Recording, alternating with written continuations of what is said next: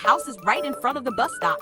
But I can't hear the bus at all when I'm home because my house has double-paned windows.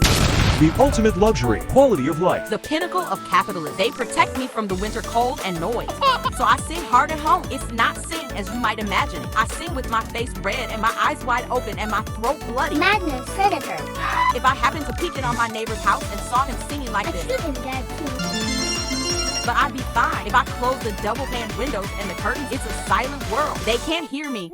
But today I forgot to close the window. Too embarrassing. Too embarrassing. The next day, I was waiting in line at the bus stop to go to work. My friend came in. I told him about yesterday. My friend said, I always hear someone screaming. when I'm standing in line here. double-paned windows are not that effective. Lion Job Self Life Channel.